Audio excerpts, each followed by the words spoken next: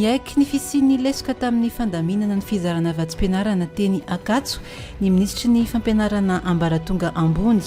Mpianatra miisa 150 no efa nisitraka ny vatsim-pianarana omaly ary 2 arivo kosa no azo androany eny amin'ny Université d'Antananarivo, Unité Générale ny positra androany.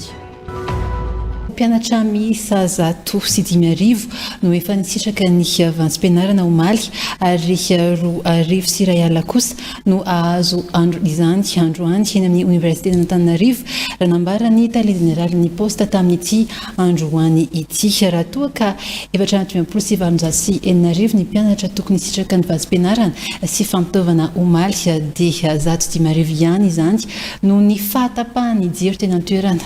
Raha ny nambarany Tale Générale ny positra malagasy mbola itoy hatramin'ny sabotsy ny fizarana ny vatsim-pianarana ho an'ireo mpianatra izay tsy mbola nisitraka izany amin'ny alalan'ny positra money mifanaraka amin'ny fampitobiana nomerika na ny digitalisation raha ny fanazavana izay nangon'ny Rina Sora Manambohitra sy Yves Rasata. Ka izao ny filaran'ny mpianatra ety amin'ny Université d'Antananarivo ho an'ireo mpianatra andray ny vatsim-pianarana sy ny fampitaovana. Ho an'ity mpianatra iray ao amin'ny sampam-pampianarana fitantanana ity, efatra amin'ny 2 ramaraina izy no nilahatra teto.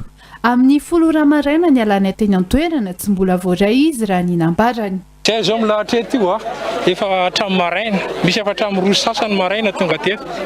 Dia mbola miandry zay zao miandry borsanay satria droanay le izy dia andrasanay. Dia no tonga zao fitaraiky zao noho le fandaminana zareo amin'ny positra dia voatery miandry zay satria tsy manana safidy. Efa milamina kosa ny fizarana ireo vatsim-pianarana sy fampitaovana fanaraka amin'ny fampitobiana nomerika na digitalisation eny amin'ny Université d'Antananarivo androany nandritra ny fandalovana teny an-toerana. Mpianatra miisa 110 no efa nisitraka vatsim-pianarana omaly ary 2 arivo kosa no azo androany, hoy ny Tale Générale ny positra malagasy. No ny fahatapahany jiro tetsy amin'ny Université omaly no namitarazoka ny fizarana omaly ka nisy ireo voatery naverina androany indray ireo mpianatra raha ny fanazavana.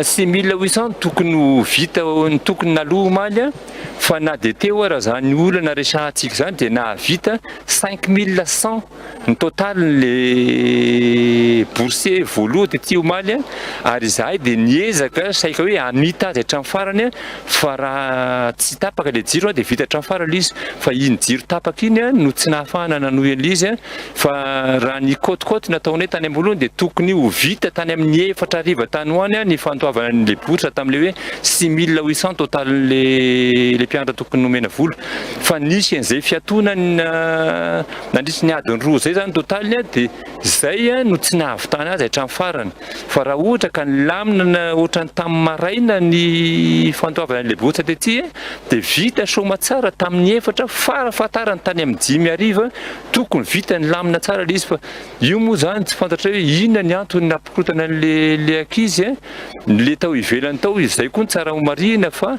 ny any anaty Facebook mantsy dia hoe ny positra malagasy nohatrany hoe voatsiny alao marina tsara fa ny ato anatiny no anjara andraikitray positra ny mandoha ny boursa no anjara andraikitray tsy andraikitray ny mandamina an'le mpianatra any ivelany anjara ny université zay fa ny anjara ny positra malagasy dia ny mandray sy mandamina an'le mpianatra sahala amin'izao hitanareo ato anatiny ato zao hitanareo zao fa milamina tsara ny ato zao misotra tsara le fantoavana le boursa ka raha nisy le fikorotana natao omaly tsy fantatray hoe inona ny antony napikorotana azy fa raha tena lamina ny mpianatra tetỳ dia tokony ho vita tamin'ny 4 ariva na tany amin'ny 5 ariva raha ny tara indrindra ny fantoavana ny boursa tetỳ. Nampitomboina ho toerana enina ny toeran'izarana ireo vatsim-pianarana sy fampitaovana eo ny gymnase, cathédrale droit ary ny bibliothèque universitaire.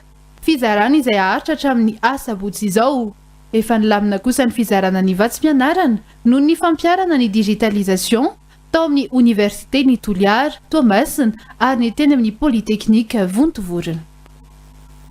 Fa azo SMS ireo mpianatra eny Akatso ho an'ny karaha-pitso hamantaran'ny andro andraisan'ny vatsim-pianarana hoy ny ministra ny positra sy ny ministry ny fampianarana ambony. Ny aiky ny fisiany lesoka tamin'ny fandaminana ny fizarana vatsim-pianarana teny Ankatso ny ministry ny fampianarana ambaratonga ambony. Akoatra ny fahatapahan-jiro dia nisy ny tsy fetezana ihany koa ny fomba nizarana ny vatsim-pianarana nanomboka omaly alina hatramin'ny androany vao mangilan-dratsy ny fanarenana ny tsy fetezana ho hatrany ny ministry ny fampianarana ambaratonga ambony sy ministry ny postra. Misy anarala midrainy. Nisy lesoka tamin'ny fandaminana ny fizarana vatsim-pianarana teny Ankatso nanomboka omaly io no ministry ny fampianarana ambaratonga ambony. Nanomboka omaly alina ihany no efa tonga teny an-toerana ny tompona ndraikitra nandamina ary tsy ny farany zany raha tsy ny maraina vao mangiran-dratsy. Nanamafy ny ministry ny fampianarana ambaratonga ambony fa ny teny Ankatso ihany no ahitana olana toy izao. Ny rahantsika nahita moa somary misy fikorontanana kely teny Ankatso omaly satria maheno hoe mivoaka ny calendrier ny ankizy dia niara tonga teny Doly dia samy tejery hoe efa mahazo androany ve zahay sa tsy ny sasany koa efa nanantena hoe vao mipoitra le izy dia tonga dia miara mahazo Doly. Dia sity anankiray moa zany no hitantsika teny omaly na tonga n'ilay hoe misy mpianatra be dia be no tangorona amin'ny toerana anankiray hita ny lesoka dia nanomboka androany napetraka ny lamina dia manao sity efatra zany tsika amin'izao fotoana zao ary milamina tanteraka ny eny amin'izao. Hatreto aloha zany ny tatitra aso sy ny rahantsika nahita reny no tany amin'ny faritra rehetra na tany amin'ny province na ny université hafa ny lamina tanteraka ary voahaja ny elanelana remetatra ny lamina indrindra tao anatin'ny filaminana tanteraka ny fizarana izany.